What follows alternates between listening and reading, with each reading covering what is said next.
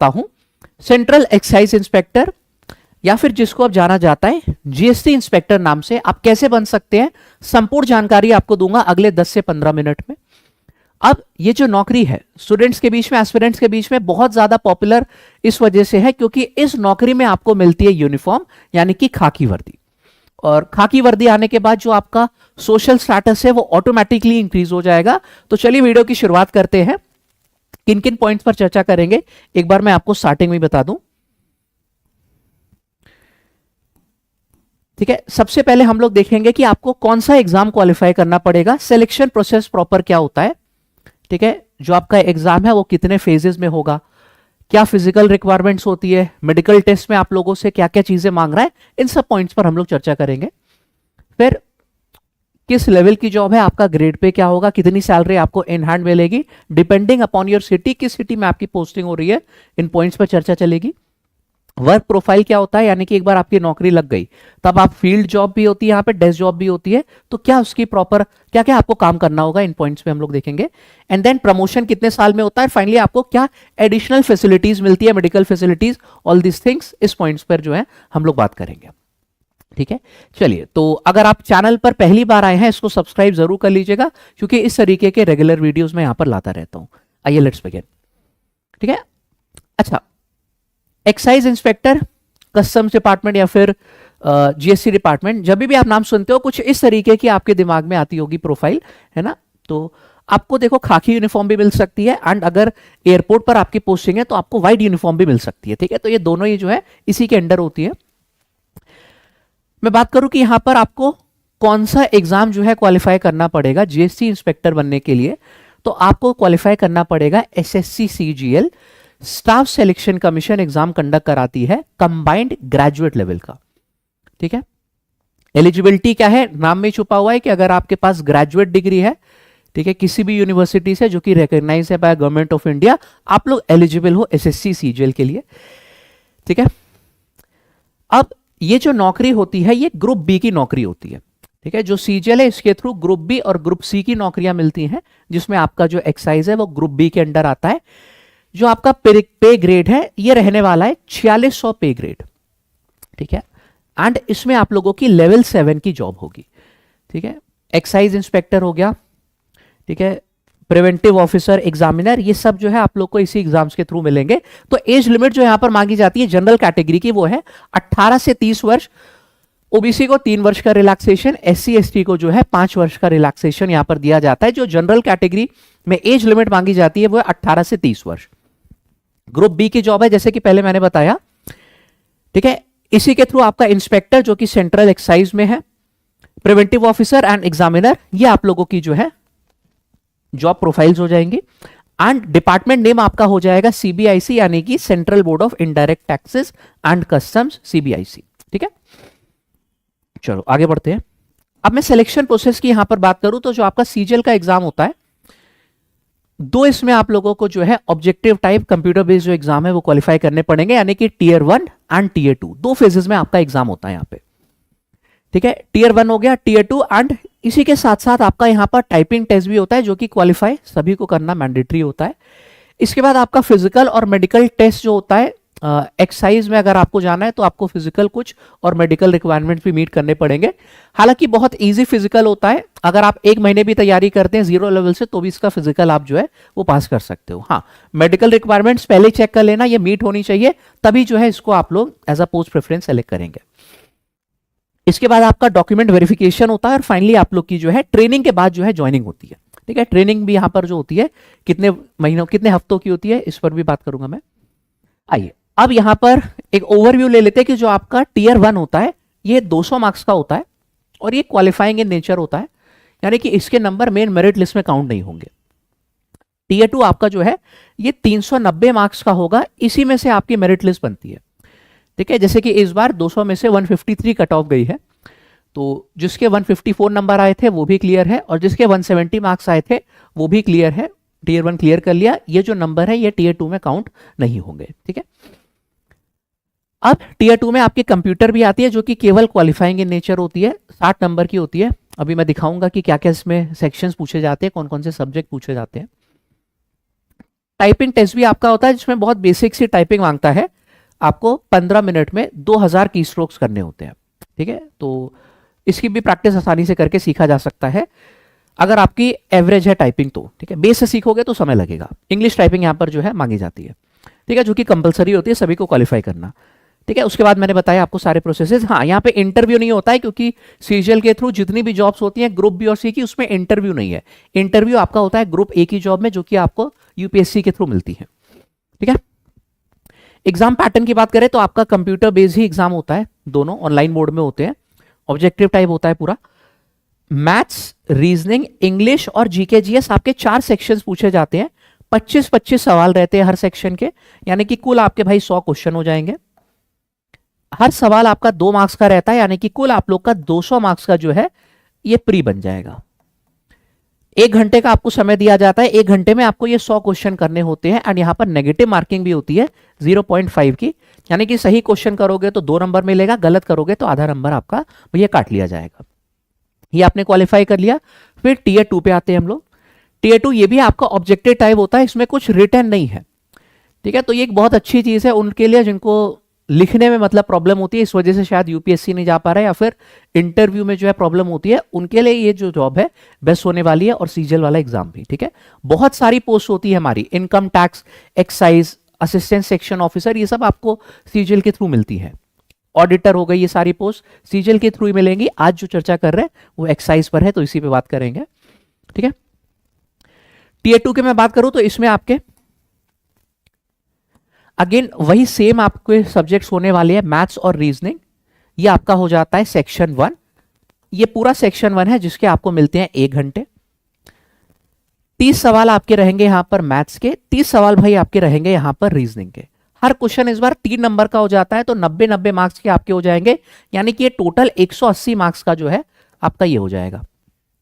ठीक है, मैं कलर चेंज कर दे रहा हूं, 180 मार्क्स ये हो जाएगा। ठीक है,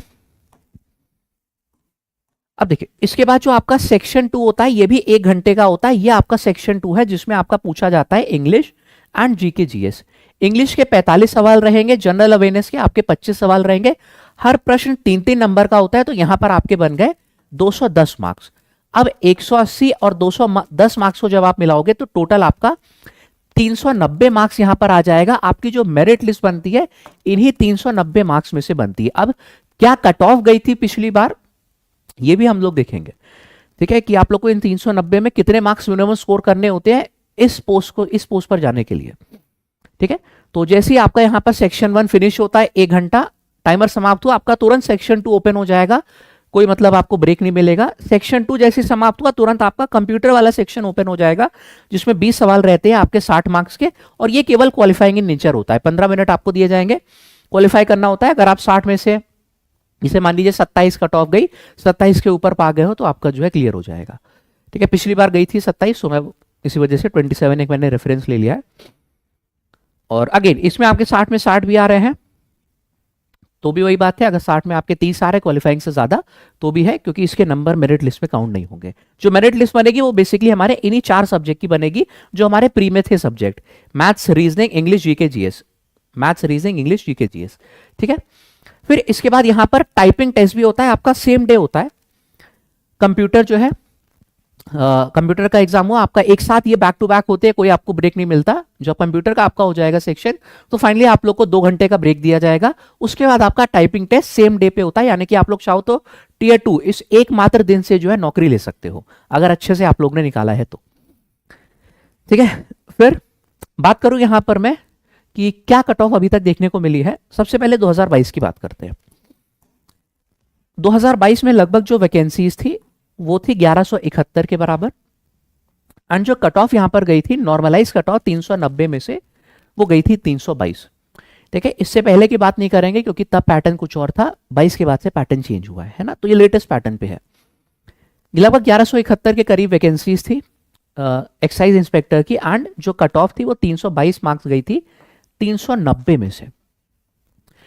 तो यानी कि यहां पर सभी सेक्शंस आपके बहुत स्ट्रांग होने चाहिए। किसी एक सेक्शन में आप लोग वीक पड़ गए, चाहे जनरल अवेयरनेस में वीक पड़ गए, मैथ्स में वीक पड़ गए, आप कंपटीशन से बाहर हो जाओगे। क्योंकि देखो होता क्या है कि 322 जैसे मिनिमम कट ऑफ गई, इसके ऊपर वाले जितने भी स्टूडेंट हैं वो सब जो है एक्साइज इंस्पेक्टर तो मान लीजिए बन गए, अगर आपने ये पोस्ट प्रेफरेंस भरी थी। उसमें भी आपकी जो पोस्टिंग है मार्क्स के हिसाब से होती है, जिसके नंबर ज्यादा अच्छे हैं उनकी दिल्ली में होगी या फिर चंडीगढ़ ऐसी जगह पर पोस्टिंग होगी।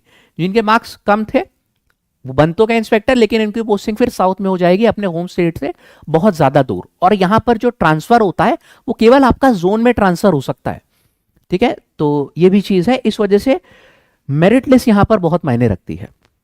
अगर मैं बात करूं यहां पर 2023 में तो नंबर ऑफ वैकेंसीज आप देख सकते हैं काफी ज्यादा थी, 2482 वैकेंसीज थी आपकी। तो जो कट ऑफ था वो थोड़ा सा कम हो गया था पहले से, इस बार कट ऑफ गया था 2023 में 310 मार्क्स के बराबर। अगेन इसमें भी वही चीज है, 310 के ऊपर वाले सभी एलिजिबल तो हो जाएंगे, लेकिन नौकरी किसको मतलब अच्छे स्टेट में मिलेगी, अच्छे अपनी मनचाही स्टेट में मिलेगी, ये डिपेंड करता है कि आपका स्कोर कितना ज्यादा आया है कट ऑफ से, ठीक है। अब 2024 की मैं बात करूं तो यहां पर प्री ऑलरेडी हो गया है, मेंस आपका 18 तारीख को होने वाला है। इसमें लगभग टेंटेटिव वैकेंसी जो है 2600 के करीब है, तो एक्सपेक्ट कर सकते हैं कि हम लोग कट ऑफ जो है 310 से 320 की रेंज में ही जो है देखने को मिलेंगी, है ना। अभी टेंटेटिव वैकेंसी से एग्जैक्टली जो है हम लोगों को पता चल जाएगा बहुत जल्द। फिलहाल ये हो गया आप लोगों का कट ऑफ की कितने नंबर आप लोग को लाने पड़ेंगे। अब बात करते हैं हम लोग यहाँ पर physical test and medical test की। मेल के लिए देखो बहुत ही मैंने बताया ना कि बेसिक से फिजिकल रिक्वायरमेंट्स मांगे गए हैं। हाइट होनी चाहिए 157.5 सेंटीमीटर, चेस्ट होना चाहिए 81 सेंटीमीटर। ये एक्सपैंडेड की बात हो रही है, यानी कि ऐसे नॉर्मल है, ये हो गया पूरी तरीके से एक्सपैंडेड 81 सेंटीमीटर। ये फिजिकल स्टैंडर्ड चाहिए होते हैं। और जो आपको क्वालिफाई करना होता है वॉकिंग और साइकिलिंग, वो क्या है, वॉकिंग आपको 15 मिनट करनी होती है, सॉरी 1.6 किलोमीटर वॉकिंग करनी होती है इन 15 मिनट्स। एंड साइकिलिंग की अगर मैं बात करूं तो 8 किलोमीटर आपको साइकिलिंग करनी होती है इन 30 मिनट्स। अब जैसे कि मैंने अपने स्टूडेंट से भी बात करी थी जिनका सिलेक्शन ऑलरेडी हुआ था, तो वो बता रहे थे कि सर ये तो मेंशन किया गया था नोटिफिकेशन में, असल में इससे कम हम लोग से करवाया गया था, ठीक है। खैर वो तो बात की बात है, मतलब 1.6 किलोमीटर नहीं, वो से कम ही करवाया गया था, 1 किलोमीटर से भी कम। समय भी कोई पाबंदी नहीं थी, आपको बस कंप्लीट करना था, ठीक है। तो फिलहाल हम लोग वो चीज़ नहीं लेके चलेंगे, हम लोग ये लेके चलेंगे कि आपको 15 मिनट में लगभग 1.5 किलोमीटर के करीब चलना है और 30 मिनट में 8 किलोमीटर की साइकिलिंग करनी है। साइकिलिंग भी कम करवाई गई थी, 4-5 किलोमीटर ही करवाई गई थी। तो ये आसानी से क्वालिफाई किया जा सकता है थोड़ी बहुत भी प्रिपरेशन के साथ। मेन क्या है आप लोगों का रिटन वाला, ठीक है, इसका बहुत ही मिनिमम सा जो है पोर्शन होता है और ये भी अगेन क्वालिफाई ही करना होता है केवल। फीमेल्स की बात करूं तो हाइट 152, वेट मिनिमम 48 केजी मांगा गया, यहाँ पे 48 केजी से ऊपर है तो चलेगा। वॉकिंग करनी है 20 मिनट में 1 किलोमीटर और साइकिलिंग करनी है 20 मिनट में 3 किलोमीटर। ये हो गया। मेडिकल सबके लिए सेम है, आईज विद और विदाउट ग्लासेस आपकी जो विजन है वो 6/6 होनी चाहिए। कलर ब्लाइंड आप नहीं होने चाहिए, ठीक है। ये कलर ब्लाइंड मतलब इसका मतलब यही है कि मेडिकल टेस्ट में आपका कलर ब्लाइंडनेस का टेस्ट होगा, you should not be colour blind, ठीक है। अगर आप कलर ब्लाइंड है पहले ही टेस्ट कर लीजिए, ठीक है। आप नॉर्मल जो है चार्ट आता है उसमें नंबर छुपे होते हैं, आप अगर नंबर नहीं ढूंढ पा रहे हैं यानी कि फिर आप कलर ब्लाइंड है। अगर कलर ब्लाइंड है तो इस पोस्ट को मत ऑप्ट कीजिएगा, इतनी मेहनत करने का फायदा नहीं होगा। फिर आप इनकम टैक्स इंस्पेक्टर में जा सकते हैं, वहां पर ऐसी कोई रिक्वायरमेंट नहीं है, ठीक है। यहाँ पे क्योंकि आपकी जो फील्ड जॉब होती है उसमें ये सारी चीजें मांगी जाती है, आपकी यूज भी होती है। पता चला कि कलर ब्लाइंड है तो कोई चीज नहीं डिटेक्ट कर पाए, है ना, पेपर वर्क में या फिर एनी अदर थिंग में, तो इस वजह से जो है कलर ब्लाइंडनेस यहाँ पर आपकी नहीं होनी चाहिए। एंड ऑफ कोर्स हाँ, बेसिकली आपका यूरिन टेस्ट होता है फॉर यू नो कि ड्रग व्रग एंड इन सारी चीज़ें से आप लोग जो है उसका इस्तेमाल नहीं करते हो उसके लिए, ठीक है। फिलहाल ये हो गया। अब मैं बात करता हूँ यहाँ पर वर्क प्रोफाइल की। तो एक बार आप लोगों की जॉब लग गई, क्या वर्क प्रोफाइल देखने को मिलेगी यार, दोनों जॉब्स होती हैं, ठीक है। नाम से लगता है कि एक्सरसाइज का मतलब कि हम लोग पोर्ट पे ड्यूटी कर रहे हैं या फिर एयरपोर्ट पे ड्यूटी कर रहे हैं, नहीं, आपकी डेस्क जॉब भी होती है एंड फील्ड जॉब भी होती है, ठीक है। पहले फील्ड जॉब के बारे में समझ लेते हैं कि क्या आपको काम करना होगा। Rates, working on complaints, ports और एयरपोर्ट पोस्टिंग, ठीक है।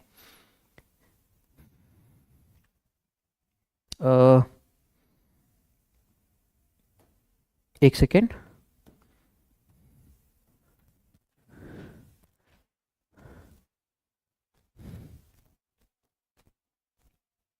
ठीक है। हाँ, फील्ड जॉब के बारे में मैं कह रहा था कि आपके ये जो है बेसिकली काम हो जाएंगे। Collecting customs, central excise duties and service tax on goods imported to या फिर exported from the country through sea ports and airport. आपकी जो पोर्ट्स पर है यहाँ पर ड्यूटी लगेगी। ये फील्ड जॉब में अगर आप है तब की मैं बात कर रहा हूँ। और क्या करना होता है आपको यार, ये इंश्योर करना होता है कि कोई स्मगलिंग नहीं हो रही है, कोई जो है इलीगल एक्टिविटीज नहीं हो रही है, prevent smuggling and ensure central GST collection. ठीक है, ये आप लोग की फील्ड जॉब हो जाती है। लेकिन सब किसी को फील्ड जॉब नहीं मिलती। फील्ड जॉब मिलती है अगर आप अपने आप को एक्सेप्शनल प्रूव कर लेते हो अपनी ट्रेनिंग में और अपनी जॉब में। ठीक है, वरना फिर आपको फील्ड जॉब मिलेगी, वरना फिर आपको डेस्क जॉब मिलेगी। डेस्क जॉब में आपका क्या होता है, डेस्क जॉब में आपको रिपोर्ट्स तैयार करनी होती है, ऑडिट वर्क करना होता है, ये सारी चीजें है ना, एडमिनिस्ट्रेशन संभालना होता है, ये सारी चीजें आपकी डेस्क जॉब हो जाती है। तो ये एक बहुत अच्छा ऑप्शन है जिनको यार यूनिफॉर्म भी चाहिए एंड क्योंकि अगर आप बाकी यूनिफॉर्म वाली पोस्ट पे जाते हो जैसे कि दिल्ली पुलिस हो गया, वर्कलोड बहुत ज्यादा होता है। ठीक है, यहां पर डेस्क जॉब उतनी ज्यादा जो है हेक्टिक नहीं होती है, तो एक बहुत अच्छा ऑप्शन बन जाता है। आपकी 5 डेज जॉब होगी, अच्छे खासे आपको यहां पर छुट्टियां भी मिलेंगी। तो इसी वजह से जिनको यार यूनिफॉर्म चाहिए होती है वो सेंट्रल एक्साइज को ऑप्ट करते हैं कि यार खाकी वर्दी भी मिल जाएंगे, उतना वर्कलोड नहीं है जितना आप लोग को बाकी सारी सीपी और इन सारी एग्जाम्स में देखने को मिलता है वेरियस पोस्ट पे। ठीक है, फील्ड जॉब में जो है आपका अगेन हो सकता है वर्कलोड, लेकिन उसी हिसाब से वहां पर बेनिफिट्स भी आपको मिलेंगे। ठीक है, पैसे के टर्म्स में। फिलहाल ये सारी चीजें हो गई हमारी। सैलरी की अगर मैं यहां पर बात करूं तो सैलरी आपकी डिपेंडिंग अपॉन योर सिटी बनती है। एक्स सिटी में अगर आप है तो 84,000 के करीब सैलरी आपकी बनेगी, ग्रॉस सैलरी है, इसमें से फिर डिडक्शन थोड़े बहुत होंगे। वाई सिटी में आपकी 80,000 ग्रॉस सैलरी बनेगी एंड जेड सिटी में आपकी बनेगी 72,000 सैलरी। एक्स वाई जेड कौन सी सिटीज होती हैं, एक्स जो जितनी भी महंगी सिटीज है, अहमदाबाद, बेंगलुरु, चेन्नई, दिल्ली, हैदराबाद, कोलकाता, मुंबई, पुणे, ये हमारी एक्स सिटीज हो जाती है। बाकी सारी ये जो है आपकी वाई सिटीज है। जैसे कि आप देख सकते हैं मैं लखनऊ में हूं तो लखनऊ मेरी वाई सिटी पे आती है ना, JKL लुधियाना के बाद ये लखनऊ, ये हमारी जो है वाई सिटी में आती है। इस तरीके से आप देख सकते हैं बाकी सारी सिटीज भी जो अदर सिटीज रह गई वो हमारी सारी किस में आती है, जेड सिटीज में। ठीक है, तो आपको सिटी के हिसाब से आपकी सैलरी होगी, उसी हिसाब से महंगाई भत्ता मिलता है, डी अलाउंस होता है, HRA अलाउंस होता है, ये सारी चीजें आप लोग को मिलती है अपने बेसिक पे के ऊपर। इस वजह से इतनी अच्छी यहाँ पर सैलरी बन जाती है। ठीक है, तो कभी कभार स्टूडेंट के डाउट, मतलब डाउट क्या, एक मन में प्रश्न हमेशा रहता है कि सर यहाँ पे क्या ऊपरी कमाई होती है। ठीक है, बिल्कुल होता है ये प्रश्न जो है मन में। तो यार सैलरी आप लोग को इतनी अच्छी यहाँ पर मिल रही है कि उसके बाद कोई और आप लोग को सोर्सेज देखने की जरूरत नहीं पड़ेगी। ठीक है, हालांकि करने वाले को कोई नहीं रोक सकता है, फिलहाल कोई ऐसी नीड होती नहीं क्योंकि सैलरी बहुत अच्छी आप लोग को यहाँ पे प्रोवाइड होती है। ट्रेनिंग की मैं बात करूं तो 14 हफ्तों की आपकी ट्रेनिंग होती है 2 फेजेस में। पहले फेज में जो आपकी ट्रेनिंग है वो 12 हफ्तों की होगी इन NACIN। ये NACIN क्या है, national academy of customs, indirect taxes and narcotics. इसमें आपकी 12 हफ्ते की यानी कि लगभग 3 महीने की ट्रेनिंग चलेगी। फिर सेकेंड फेज में आपकी 2 हफ्ते की ट्रेनिंग चलती है पुलिस एंड पैरामिलिट्री जो है अकेडमी में। आपको शूटिंग भी सिखाई जाती है यहाँ पर गन के थ्रू। ठीक है, अगेन फील्ड जॉब में क्योंकि रिक्वायरमेंट्स कभी भी इन सब की पड़ सकती है। तो ये आप लोग का ट्रेनिंग का हो गया है। अगर मैं यहां पर बात करूं प्रमोशन की, तो प्रमोशन स्लो होते हैं सभी जैसे जॉब्स में हम लोग जानते हैं। आप सेंट्रल एक्साइज इंस्पेक्टर से ज्वाइन करते हो, अगर अच्छा आपका काम है तो आपका प्रमोशन 6 से 8 साल में हो जाएगा सुपरिटेंडेंट की पोस्ट पे। फिर आपका जो प्रमोशन होता है असिस्टेंट कमिश्नर की पोस्ट पे होता है। ठीक है, अगेन 8-10 साल के बाद आपका प्रमोशन जो होता है डेप्यूटी कमिश्नर की पोस्ट पे, और मैक्सिमम लोग यहीं पर जाके रिटायर कर जाते हैं। ठीक है, जिनकी ज्वाइनिंग बहुत जल्दी हो जाती है वो जो है ज्वाइंट कमिश्नर या फिर कमिश्नर पोस्ट तक जा सकते हैं। बहुत कम लोग यहां तक जा पाते हैं। ठीक है, क्योंकि आपको अपने जो वर्क है उसमें एक्सेप्शनल होना पड़ेगा, तब जाके इस पर पहुंच पाओगे। मैक्सिमम लोग डेप्यूटी कमिश्नर तक जाके रिटायर हो जाते हैं। आपको डिपार्टमेंटल एग्जाम्स भी होते रहते हैं। ठीक है, 2 साल के बाद कि आप डिपार्टमेंटल एग्जाम देके भी जो है प्रमोशन ले सकते हो। फिर पर्क्स, अगेन मैंने ऑलरेडी बता दिया कि आपको यूनिफॉर्म अलाउंस मिलता है यहां पर। ठीक है, चाहे आप लोगों की खाकी वर्दी है या फिर व्हाइट यूनिफॉर्म भी है तो उसके लिए 10,000 जो है आपका यूनिफॉर्म अलाउंस होता है। Child educational allowance, medical allowance, leave travel concession. ठीक है, आपको ट्रैवल करना है, एक आपको और एक आपके कोई डिपेंडेंट है उनको साल में 2 बार कहीं ट्रैवल करना है विद इन इंडिया, तो आप लोग जो है उसका मतलब जो है कंसेशन आपको मिलेगा। ठीक है, ये पर्क्स हो गए। और बाकी पॉइंट्स आप लोग जानते हैं। सोशल स्टेटस मैंने बताया कि एक बार आपकी जो है सरकारी नौकरी लग गई, ऊपर से लेवल 7 की जॉब जहां पर आपको खाकी वर्दी मिल रही है, तो जो सोशल स्टेटस है वो ऑटोमेटिकली बहुत बढ़ जाता है। लोग भी अलग से एक इज्जत वाली जो नजर है उससे देखते हैं। अब मैं यूनिफॉर्म की बात करूं तो यूनिफॉर्म डेली पहनना यार जरूरी नहीं होता है, ठीक है। जो स्पेशल ओकेजन्स हो गए जैसे कि इंडिपेंडेंस डे, रिपब्लिक डे या फिर सीनियर से कोई मीटिंग है, तभी केवल जो है आप लोगों को यूनिफॉर्म पहनना यहाँ पर जरूरी होता है, वरना रेगुलर जो है सिविल ड्रेस ही यहाँ पर चलती है। हाँ, लेकिन जितने भी आप रील्स देखते होंगे या फिर सोशल मीडिया पे जितने भी देखते होंगे मैक्सिमम यूनिफॉर्म्स में ही देखते होंगे, है ना, क्योंकि अगेन उससे जो है थोड़ा सा रुतबा बढ़ता है खाकी वर्दी से। ट्रांसफर मैंने पहले ही बताया था कि आपका जो है जोन में ही ट्रांसफर होगा आपका। फिजिकल मेडिकल जो है ये मैंडेटरी होता है क्वालिफाई करना, तो ये कुछ इंपॉर्टेंट पॉइंट्स थे जो कि अक्सर डाउट आते हैं, मैंने इनको भी बता दिया, है ना। अब अगर मैं बात करूं यहां पर 2025-26 में जो टारगेट कर रहे हैं एसएससी सीजीएल एग्जाम को, जो कैलेंडर है वो ऑलरेडी आउट हो चुका है, तो हमको मालूम है कि आपका पेपर कब कंडक्ट होगा। यहां पर अगर आप देखोगे तो कंबाइंड ग्रेजुएट लेवल का जो एग्जाम है 2025 वाला, इसका नोटिफिकेशन आ जाएगा 22 अप्रैल को। एक महीने तक, लगभग 21 मई तक फॉर्म भरे जाएंगे और जून से जुलाई के बीच में आपकी जो है ये परीक्षा हो जाएगी। अभी दिसंबर फिनिश होने वाला है, यानी कि लगभग 6 महीने आपके पास रह गए अच्छी तैयारी के, 5 से 6 महीने। अगर आप जो है आज से एकदम बिगिनर है, आज से भी बैठ जाते हैं, तो भी जो सीजीएल का एग्जाम है वो 5 से 6 महीने में क्वालिफाई किया जा सकता है अच्छी पोस्ट के साथ। हाँ, लेकिन मेहनत आप लोग को खूब करनी पड़ेगी। तो उम्मीद है कि जितने भी आपके डाउट्स बन सकते थे वो सभी मैंने आंसर किए होंगे कि यार सेंट्रल एक्साइज इंस्पेक्टर कैसे बन सकते हैं, क्या क्या चीजें यहाँ पर होती है, क्या क्या बेनिफिट्स होते हैं, हर पॉइंट पे यहाँ पर अच्छे से मैंने बात करी है। अब अगर आप एसएससी सीजीएल एग्जाम की तैयारी हमारे प्लेटफॉर्म के संग करना चाह रहे हैं, तो हमारा जो फाउंडेशन बैचेस है 2025-26 एग्जाम्स के लिए, वो कल यानी कि 20 दिसंबर से शुरू हो चुके हैं, ठीक है। तो उसमें अगर ज्वाइन करना है, कैसे ज्वाइन कर सकते हैं, हमारा जो लैब एप्लीकेशन है आपको प्ले स्टोर, एप्पल स्टोर सब पे मिल जाएगा और इसकी वेबसाइट भी है। इस पर आप आइएगा, सीधे सीधे जो एसएससी महापैक है इसमें आप ज्वाइन कर सकते हैं, ठीक है। कंटेंट में आएंगे तो इसमें सारे बैचेस आपको मिलेंगे, जितने भी एसएससी के बैचेस आपके आते हैं वेरियस एग्जाम्स के, ठीक है। आपका सीजीएल हो गया, सीजीएल के संग संग सिलेक्शन पोस्ट, ये सारी जो एग्जाम्स हो गए इनके भी आपको बैचेस मिलेंगे। मैं इस बैच की बात कर रहा था, 2025 का फाउंडेशन बैच 20 दिसंबर से ये शुरू हो चुका है। इसमें हम लोग जो है एकदम 0 लेवल से तैयारी करा रहे हैं। हाँ, अब जब ज्वाइन करना आप लोग, तो एक कोड मैं आप लोग को दे दे रहा हूं, इस कोड के थ्रू ज्वाइन करोगे तो आपका जो फीस है उस पर मैक्सिमम डिस्काउंट भी हो जाएगा।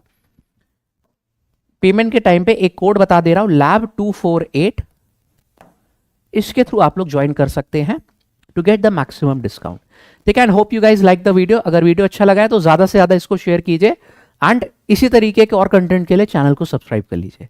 Bye bye.